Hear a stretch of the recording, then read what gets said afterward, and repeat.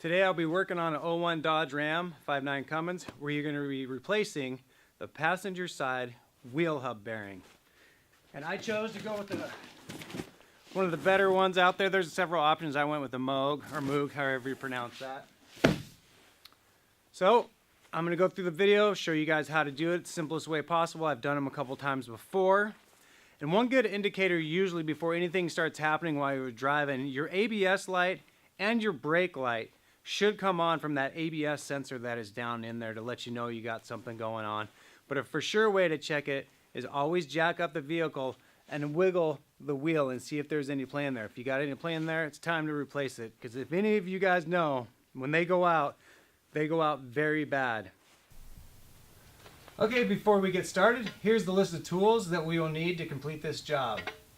We need a jack stand, wheel chock, breaker bar, pry bar, flathead screwdriver, pair of pliers, sledgehammer or mallet, half-inch drive ratchet, half-inch drive ratchet extension, 1" by 11/16 12-point socket, a 5/8 12-point socket, finally a 9/16 12-point socket. So this really isn't that hard of a job to do. The only thing that can be difficult about it is sometimes that bearing has been on there so long it's hard to get it away. So we'll see how this goes. I know of a couple of tricks to get it off. If I can't just, get it off with a pry bar or anything like that, you can use the power steering to push on the nuts to push it away to separate it. But anyways, getting a little bit ahead of myself. So first thing you got to do, you got to jack the truck up and get the wheel off. And I like to chock my tires just to be safe. I do keep the truck in gear also, but you can never have too much safety. So I'm going to jack the vehicle up, put a jack stand under it. Now that the truck's in the air, go ahead and take that wheel off.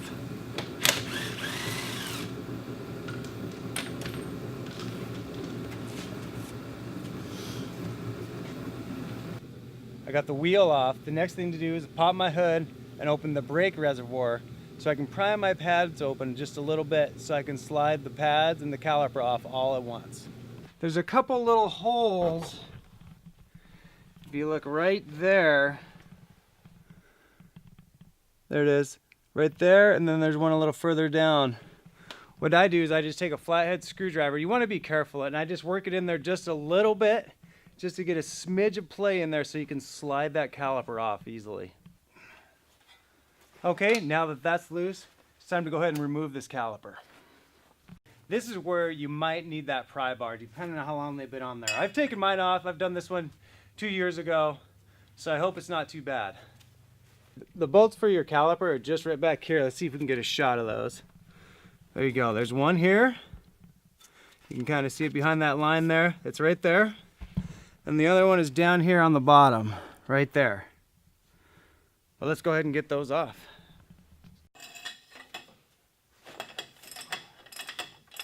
So once I get the bottom one out, what I like to do is get a piece of wire or piece of rope or something, because we want to hang that brake caliper off this stabilizer here. That way it's out of the way, and you want to be careful you don't damage your brake line.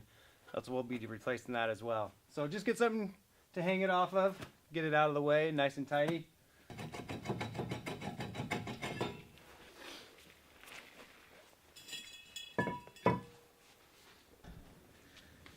Now that we got the caliper up and tied out of the way, what you want to do is you want to turn your wheel all the way to the left or right so you can get back there.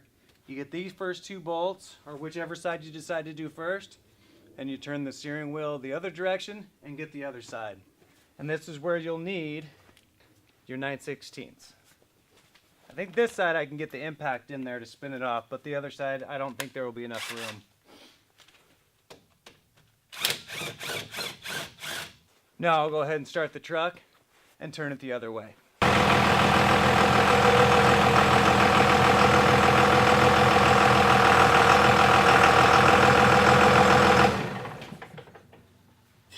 Take an extension, might make it just a little bit easier to get in there on this side. Let's see.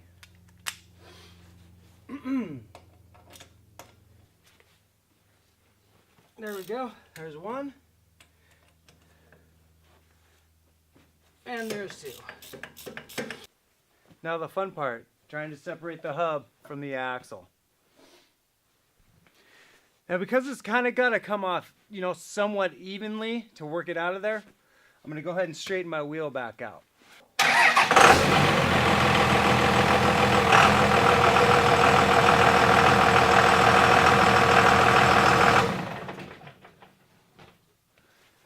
Now that we got all these nuts off of the back, or bolts, excuse me, got the bolts off of for the hub, we got to move this castle nut, and it has a cotter pin. I got my cotter pin out already.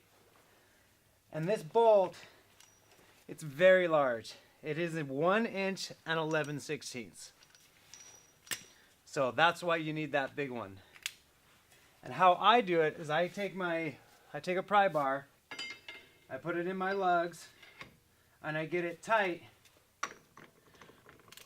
And then I get it on here, obviously. And then I use my breaker bar. And that's how I do it. That wasn't so bad. Now, the fun begins. Trying to separate this hub from the axle.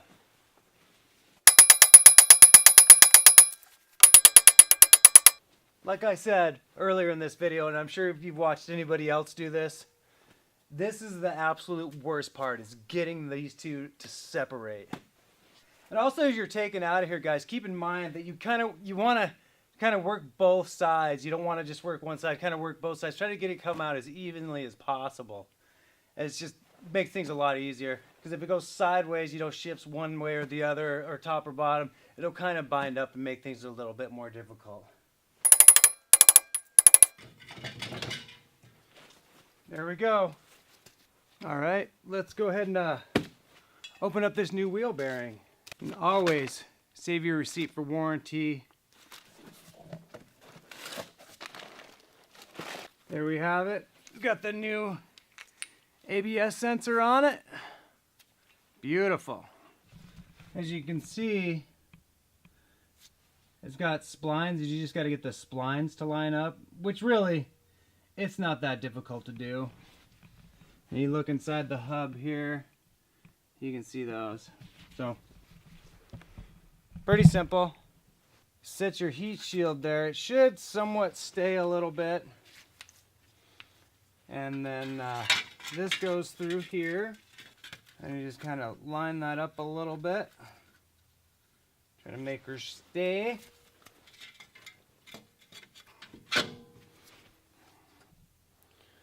So after you get it all on here and everything, just make sure your heat shield's lined up with your sensor line coming through, and it clips right here on this first little bracket here. And again, when we're putting this back together, we're gonna have to move the wheel so we can get in behind them. This is the part where it's kind of nice to have a second person helping out. Because as you're applying the bolts, getting everything lined up, you can have them turn the wheel for you. Okay, so I was having a little difficulty getting it to go into even where I could get the bolts. So I put a little grease on it. And then I just took this piece of 2x6 and I just lightly tapped around in between the studs, and it worked it in the rest of the way, so I can start putting the bolts in now. So what I'll do is I'll tighten these down a little bit to right about to where they're almost flush against the back side here. And then I'll get in the truck and then I'll turn and get the other side. That way I kind of pull it all in as even as possible. That way you get a nice clean fit. Everything settles in real nice and easy. Now we can get the other side now that we've turned the wheel. Okay, now they're all starting to get tight. At this point, I got it in pretty good, so I feel confident that I can go ahead and tighten them down. Now I don't have a torque wrench. I don't know the torque specs, but I'm gonna crank them down super tight as I can with a hand. I mean, that's what I did last time. I did that one on the other side 4 years ago. It's still going, so use your own judgment on that, guys. If you feel like, you know, a torque wrench would make you feel more comfortable or it's more appropriate, then by all means, please do that. But I'm just going to tighten my hand as tight as I can get them. Okay. Now I'll start feeding the ABS line through, but I'm not going to go all the way for now, because I'm going to get the rest of this put back together. But before I put the wheel back on, or the tire, I will do that. Get this ready to go back on. I'm going to go ahead and straighten the wheel back out, put the castle nut in with the cotter pin, and go from there. So we'll go ahead now and get the castle nut on and reinstall the cotter pin. So you just got to make sure the hole lines up, comes right through the slot there, and go ahead and reinstall the cotter pin. So once you get that castle nut on, make sure the hole for the cotter pin is lined up with the slots on the castle nut. I was fortunate I was able to reuse my cotter pin. You may need an extra, but hopefully not.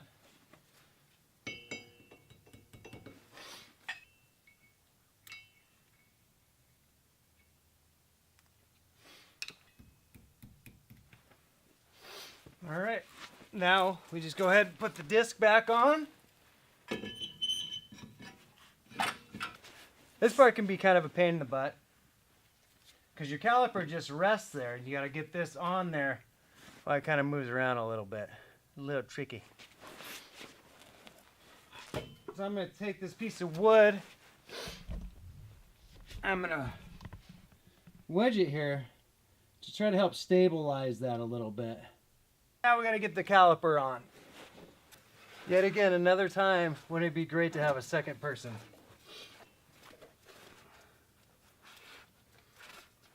But no worries, right? That's just a simple matter of getting it lined up and getting your bolts started.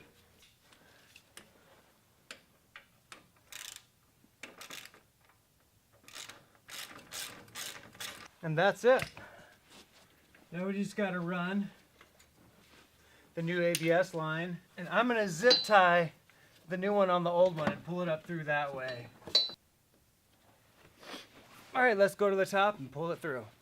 But you got to take your air box off because it runs right underneath of that.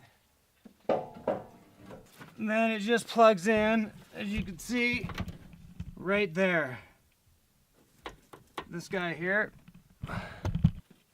Pop that out of there. There we go.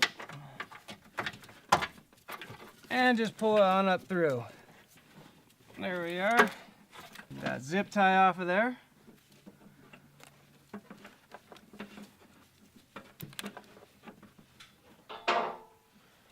Out with the old and with the new.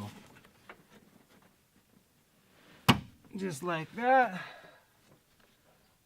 Put the old air box back in.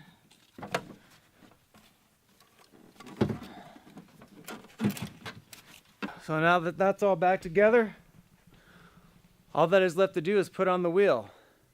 In all honesty, this probably took an hour and a half. It probably would have been a little bit faster, but I did have to run and go get a socket. So anyways, thanks for watching, guys. I'll probably do some more videos later. Most of it I'll be working on either the Cummins or our diesel excursion, and even some boat stuff. So thanks a lot, guys. Later.